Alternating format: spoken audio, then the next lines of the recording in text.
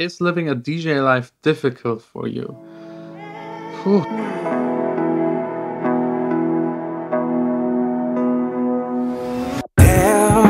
Tell me what it's like to move on so easy.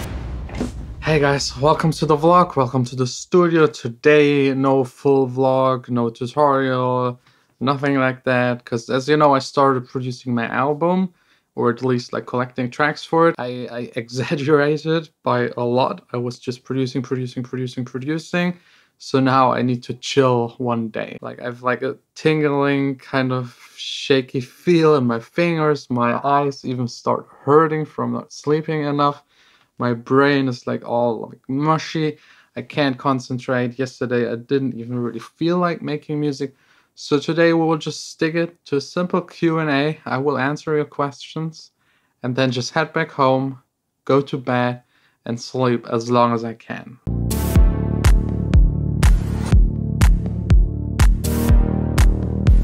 First up, what are the specs on your MacBook Pro? As you know, I use my MacBook to produce all of my music, be mobile and use it here in the studio, just connecting it to that display. I'm using the newest one and the fully spec'd version, except for the hard drive. I have a 1 terabyte hard drive, and like the next step, 2 terabyte, was so expensive. So having some of my stuff on external hard drives. But I have to say, I'm not really happy with that machine. It's like, I don't know. It has sometimes like weird hiccups. I don't know what it is, but Apple is not what it used to be, especially not in the computer segment. How to write good lyrics? That's a tough one. I think you should start learning writing lyrics early on, and you should be also able to sing so that you can sing your lyrics and hear what they would sound like. You just need to be good in writing lyrics. Be creative, make it a little weird, because like the standard stuff is boring. When I write, it's usually like more standard stuff because I don't want to do anything wrong because I'm not a native speaker. But it actually gets really exciting when you start twisting the language. And for that, it's really good to be a native speaker. So yeah, make it weird, unique. Try to tell a story. It doesn't have to be like a very obvious story. It can be hidden. And it's then actually more about what it sounds like than what you say. Because most people listen to music, they don't really listen to the lyrics. They just have a certain feel and just sing along, and sometimes don't even know what they're singing. What are the most annoying questions that you get asked? Oh, there are a lot of questions. The most annoying one is definitely, can you listen to my song and give me feedback? I really wish I could give everyone feedback and invite every single person over here in the studio and listen with me to their songs, but that's just not possible. I have so little time. I don't even really sleep, so there's no time for me to give feedback to any kind of song. I do every 1 or 2 weeks like a track submit where I listen to your songs here on the vlog and give you feedback. That's all I can do. I can't give any private feedback to anyone. I get like at least 20-30 mails per day asking me for feedback. I can't. I'm really sorry. I wish I could. If I had more time, or I could just like freeze the time, I would take care of it, because I love to listen to other people's songs. I love to give feedback and help someone else, but it just doesn't work out. I just can't. There's just that tiny bit of time that I have every day to do everything I want to do, and giving feedback is unfortunately something I have to sacrifice. What is the usual arrangement of a song? This really depends on the style of music. For club music, intro, outro, like 30 seconds if it's a more poppy club track. If it's like more deeper tech house, deep house, techno club track, intro, outro can be a minute 30, or even 2 minutes. And then it's usually intro. Then you should introduce new elements. The bass is usually the first one that gets introduced. And then you have like a small kind of drop dance section to the first break. And then you build up again to the main part, down again, break again, up again. It's like the contrast. That's the most important. You can arrange the song in any way you feel like, but make it change. Make sure it has an arrangement. Like for example, Billie Eilish, her songs have the weirdest arrangements, but it still works because she's having the contrast in there. You can hear that the sections are changing. You're being entertained for the entire duration of 3 minutes something, because there's weird stuff happening, effects, and then it changes again. the singing changes, the instrumental changes. So that's what arrangement is actually all about, like keeping the listener entertained from start to finish by changing things. If you just make a loop and extend it for 3 minutes, that's not a song. How are you? Tired. Fucking tired as hell. But I still feel good. I still feel pumped. So it's not that I'm forcing myself not to sleep. I just can't sleep because I'm so excited about those new songs that I'm working on. I'm pretty sure you're familiar with that feeling, like late at night thinking about the song you produced the entire day, and you just can't sleep because there are still ideas floating around in your head and you just want to work. That's like what I love about making music. It's so great that I forget everything else. How loud should the kick be in the overall mix? Is there a way to know if you don't have the best speakers? The kick in the mix. Yeah, again, it really depends on your style of music. For like pop music, it should be fairly low actually.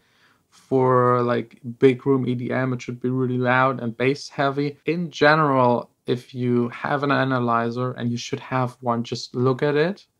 And then the kick shouldn't be at a certain level because it's all in relation. So the kick should be somewhere and the bass should be like maybe same level. So the next same bump, or maybe a tiny bit above it. And then every other element you adjust to those two and just put it on top. It's really about just listening. So the analyzer might help you if you don't have great speakers, but you should actually have a great environment to actually hear what you're doing. Is so crucial. What do you mean exactly when you say business stuff? Emails, phone calls, Skype calls, emails. I get a bunch of emails, way too many, and then there's a lot of organization, especially now with the album as a project, like writing back and forth with the singer, songwriters, their agents in between, my guy at Universal, back and forth. And then like for the label side, promotion, getting in contact with all of our promotion contacts, sending them the songs. So it's like thousands and thousands of emails every week just to keep everything running. Hey, John, can I have feedback on my song? Sorry, no, especially not on Instagram. Is living a DJ life difficult for you? Whew, at the moment, not. No, it used to be very difficult. I mean, I'm capturing already what I do here for 3 years almost. So just go back to the early vlogs. There's so much struggle, so much pain, financial problems, pressure from friends and family. Then the label screwing up, management screwing up, you yourself screwing up because you don't know what to do, what kind of music, and changing because you're not successful, not making money, and trying to figure all of this out. It's horrible. I've passed that, most of that struggle. I passed it, so I'm really happy with everything as it is right now. Do you support newcomer artists? Yes, 100%. So if you want me to listen to your track, but you won't get any feedback unless it's really good, send a demo. I have a label, I release music, I promote that music, I give feedback to the artist, I even make sure to get vocals for them so that they can actually keep on working, because getting good vocals is usually quite hard. So the first link in the description is directly to the demo drop where you can just leave your song and we will answer usually within a week. Is it okay for the beginning to produce various styles? Yes, 100%, of course, because you don't even know at the beginning what you like or what kind of style you're good producing in. So just try things out. Just go wild, do whatever you like. And eventually you will kind of develop your own kind of style and just go with the flow. What's the best mixing and mastering VST? There's so many actually, but if I had to name one, but that's a little sneaky, I would go with like the iZotope stuff, because it's like a bunch of plugins in one, or like all of the wave stuff. There is not a single best mixing, mastering plugin. I mean, you need an EQ, a compressor, a reverb, delay, a bunch of specialized things, multiband compression, vintage compressors, saturation, all this kind of stuff is very important. What is the best way to create and maintain a website for a record label? I would just go with these online browser building things. There's Wix, there's Jimdo, and a couple of others because they're really simple. I mean, yes, you have to pay like monthly or yearly, and I think they're quite expensive for what they do, but you will save so much time if you start learning to program and this kind of stuff. At the end, you're a web designer and not a music producer. So focus on the music and keep the other things as simple as possible. Best would be to hire someone to do the website, but probably not possible at the beginning. Do it yourself in the easiest way possible. You won't have a lot of traffic anyways. I mean, who checks out websites? It's like a thing of the past. Keep your social media active. Quick question. If you want to release a song with original music but use the same hook, lyrics, and melody of another song, what license do I need from the original owner? So if you use a sample, so if you cut out a piece of another finished song, you need the rights, the master rights by the label, usually owned by the label or the artist, and you will need the copyright for the melody and for the writing of the lyrics. If you do a cover, if you just use the lyrics and just the melody, and I think that's the case here, then you just need the okay by whoever owns the publishing rights. So this could be the artist, but in most cases, especially for huge hits of the past, it's either Universal Publishing, the Warner Publishing Department, or the Sony Publishing. So just Google for the song, check who has the publishing rights, get in contact with them. Getting a license for a cover is pretty easy. It might take half a year because they're really slow. And you, of course, need to send them already the finished song. And only if they like it, they will approve. If you send them shit, then good luck. What's your favorite and least favorite part of the music production process? That's easy. Like the favorite part is actually like the first step, usually the idea that is in my head, and then getting that idea into Logic. So the melodies and like the style of the song, the feel of the song, that's really what makes fun. Sound design, arrangement, and mixing, not that fun anymore, but still fun. I mean, I sit here, I make music the entire day. It's still cool and definitely necessary, but sometimes you get stuck, and that's actually what I hate about producing. Once you get stuck and have like a really hard time finishing the song. But this is getting less and less with the years and the experience. So if you get stuck quite a lot, don't worry about it. Just keep on going.